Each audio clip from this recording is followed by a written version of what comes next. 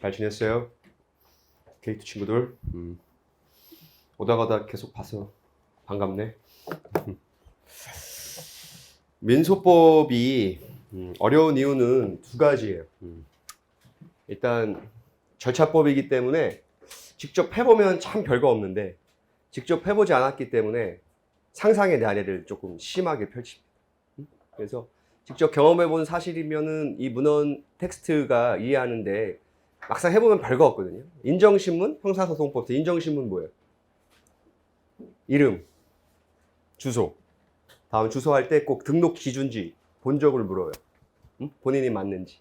그죠? 그게 인정신문이라고 하거든요. 주신문이 뭐예요? 주신문.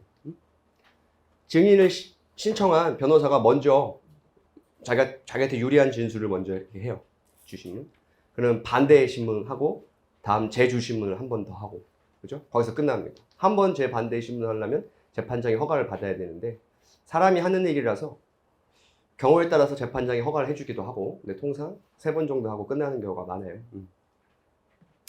막상 해보면 참 별거 없고, 학생들이 공부하다 보면 막 이런 얘기 해요. 막 민소법 하나도 몰라가지고 변호사 돼서 뭐 어떻게 하나. 그런 걱정을 하시면, 변호사 되고 나서 걱정하면 됩니다. 변호사 되고 나서 걱정하면 돼요. 그래서 민소법은 일단 절차법이기 때문에 추상적이어서 여러분이 좀 이해하기 좀 어려운 기본적인 그 태생적 한계가 있고, 두 번째로 용어가 부적합한 용어가 많아요. 부적합한 용어. 그러니까 우리가 통상적으로 쓰는 용어랑 의미가 다른 부분들이 있어요. 대표적으로 주관적 병합에서 예비적 선택적 공동소송이 그래요. 원래 예비의 의미는 우리 객관적 병합에서 주의적 청구, 예비적 청구할 때처럼 주의적 청구가 인용되면 예비적 청구는 판단하지 않는 게 맞는데, 주관적 병합에서 예비적 선택적 공동소송은 반드시 판단해야 되는 의미를 갖고 있어요. 그래서 애초부터 입법 당시에 순위적 내지 순차적이라는 용어를 썼었어야 된다, 이런 얘기를 하는 거예요. 오케이?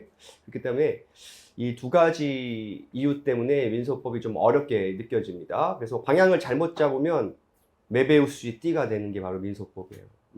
방향을 잘못 잡아서 괜히 뭐 학문적으로 접근한다거나 그러면 큰일 나요.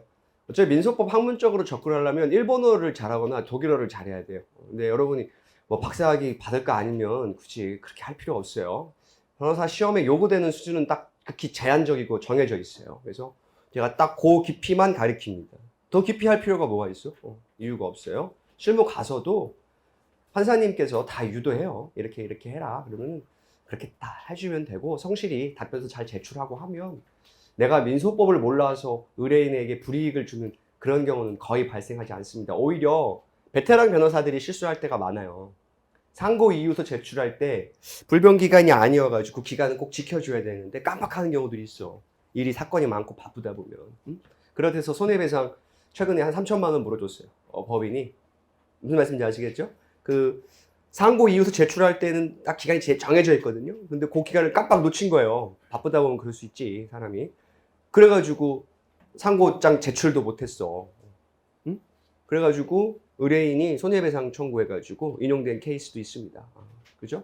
그러니까 여러분 초짜일수록 오히려 민소법을 모른다고 해서 실수를 하는 경우는 없어요. 왜? 모르면 더 찾아보게 되고 실수하지 않습니다. 제가 지레 겁먹지 말라 이거예요. 그리고 괜히 이상한 방향으로 공부할 필요도 없어요. 정확히 나오는 기본 개념에 충실하면 돼요. 우리 민소법은 한 3개년간의 출제 개념, 5년 동안의 출제 경향을 분석해 보면 특이한 판례나 최신 판례를 내서 여러분을 괴롭혔던 적은 없어요. 한 5년 동안 제가 봤을 때 그냥 너무나도 당연한 기본서적인 개념을 묻는데 실제 시험장에서 그게 안 보이는 거죠.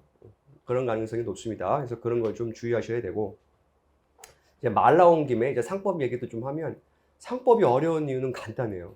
공부를 안 해서 그렇습니다. 민사법 중에서 공부량이 가장 부족한 게 상법이에요. 왜냐하면 상법은 실체법이기 때문에 민법에 대한 정확한 이해가 수반되지 않고 상법의 특이점을 이해하기가 어려워요. 지금 내가 말한 거 되게 빨리 얘기했지만 중요해요. 다시 한번 뭐라고요? 상법은 민법과 호응하는 개념이 많아요. 지금 네가 왜 이렇게 민소 상법을 자유자재로 얘기하냐? 전 3회차거든요. 올해 3회독이에요. 올해 예비수산 한번 했죠? 다음에 테미스에서 한번 들렸죠? 여기 3회차입니다. 3회차. 그래서 여러분하고 저랑 좀 편차가 있을 수 있어. 특히 3개월 반 안 하고 바로 지금 K2인데 올해 민소법 변시 끝나고 처음 본다. 긴장하셔야 돼요. 긴장하셔야 돼요. 왜냐하면 격차가 클 수 있어. 그죠? 저는 7회 변시 합격자인데 2018년 이후로 한 번도 빠지지 않고 민소를 5회차씩 했단 말이에요. 5년이면 5, 25, 25회도 된 사람이랑 이 변시 끝나고 민소법 던진 다음에 지금 벌써 몇 개월 지났죠? 한 6개월 지나서 민소법을 처음 본다. 그런 사람들은 긴장해야 돼. 공부 진짜 열심히 해야 돼. 컴팩트 사례집 거의 씹어 먹을 정도로 공부하셔야 됩니다. 무슨 말씀인지 아시겠죠? 그래서 방향성을 잘 잡고 그 다음 뭐 최신 판례나 중요 판례는 걱정할 필요 없어요. 내가 과다하게 원 없이 문제풀을 갖고 있기 때문에 그 부분에 있어서는 걱정하지 말고 오히려 기본 개념, 그죠? 기본적인 문제를 내가 정확하게 풀 수 있느냐. 이게 방향성이 중요해. 방향성이. 지금 굉장히 중요한 순간이에요. 방향성을 잘못 잡으면 지금 각도는 별 차이, 이제 발사각은 한 1, 2도밖에 차이 안 나는 것 같지만 목적지는 굉장히 다를 수 있어요. 굉장히 중요해. 그리고 뭐 민소법 어렵게 할 게 뭐 있어. 몇 년 동안 했는데 컴팩트 사례집을 넘었던 문제가 별로 없었고, 그죠? 그 6파이 10모 넘었던 문제가 거의 없어요. 그거를 내가 얼마만큼 정확하게 이해할 수 있느냐, 거기에 포커스를 맞춰주셔야 되겠습니다. 아시겠죠? 그래서 시험도 뭐 9회차로 좀 봤어요. 시험을 많이 봐야 돼. 여러분이 많이 안 볼 걸 알아요. 이제 점점 내가 처음 얘기했잖아. 테미스 합격률이 높은 이유는 한 가지다. 여러분보다 두뇌가 좋아서 전혀 그렇지 않다. 응시율이 높아서 그래. 응시율이. 지금도 응시율이 높아요. 제 수업만 해도 민소법 제 수강 신청한 게 198명인가 9명이었는데 상법까지 제가 상법 199명이었으면 등락날락 보다 안 보다는 친구까지 포함하면 그래도 185명에서 190명 사이는 응시해요. 무슨 말씀인지 알겠어요? 그 응시율이 90% 이상이라는 거예요. 지금 민소법 제 수강생이 한 105명? 110명? 뭘 잘못 모르겠다. 그 정도인데 최소한 내가 답안지를 받을 때 90명은 나와야 된다는 거거든요. 근데 90명이 안 나올 공산이 커요. 지금 이 분위기만 봐도. 이러면 안 돼. 이러면 안 돼. 시험 안 보고 뭐 할 건데. 인강 들으면 막 머릿속에 막 내려와. 그래서 해결될 거면 진작에 해결됐지. 응? 그래서 합격할 실력이 있으면 재학생 때 끝냈지. 여러분, 인강은 그냥 남이 읊어주는 딱따구리 소리예요. 그냥 그 사람도 자기가 쓴 거 그냥 읽는 것 뿐이야. 공부는 여러분이 하는 거예요. 직접 문제 풀어보고 틀리고 제한된 시간 내에 써보고 이거 모르지 찾아보고 이게 다지 뭐. 공부를 하는 게 뭐, 그죠? 문과 뭐 별거 있겠어요? 이게 다지. 우리가 무슨 실험 기구가 있어야 되는 것도 아니고, 그죠? 물론 멘탈이 힘들 수는 있어. 당연히 체력이 지칠 수 있는데 그래도 좋은 거 좀 먹고 뭐 경옥고 뭐 이런 거 뭐 녹용 엑기스, 장어 엑기스 이런 거 좀 먹어서 고단백질로 먹어서 열심히 해주셔야 돼. 무슨 말씀인지 아시겠죠? 저도 마찬가지예요. 지금 월요일, 금요일 오전에 지금 테니스 강평하고 바로 온 거예요. 수업 준비하고 또 가서 또 밤새 또 채점해야 되고 여러분하고 똑같은 삶을 살고 있어요. 그러니까 조금 힘들다고 제발 부탁이야. 근데 K2 친구들 좀 이때가 제일 중요해. 여기서부터 빠지기 시작하면 찬바람 불면 절반만 남을 수가 있어. 그러면 안 된다니까. 아시겠죠? 자꾸 뭐 특별한 거 없는데 왜 그래? 특별한 거 없어. 아시겠죠? 부탁 좀 할게요.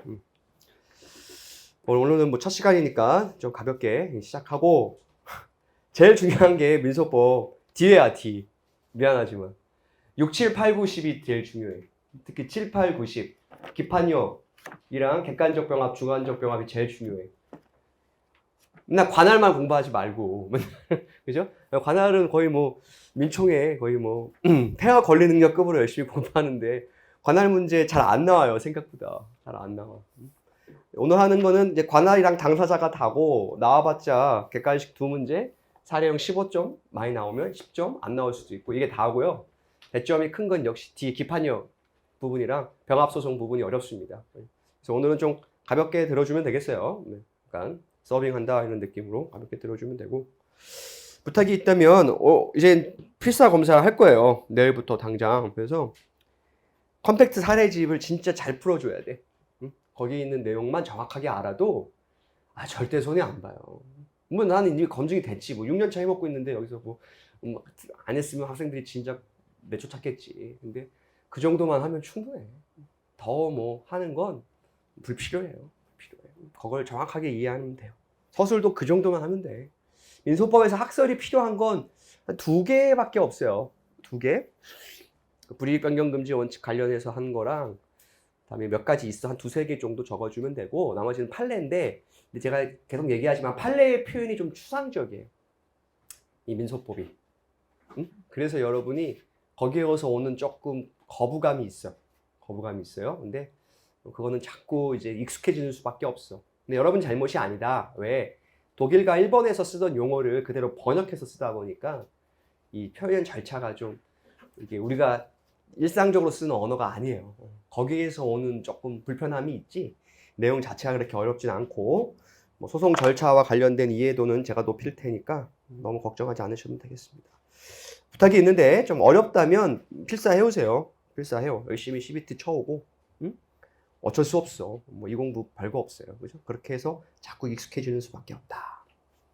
기출문제 12페이지 시작하겠습니다. 소송의 주체.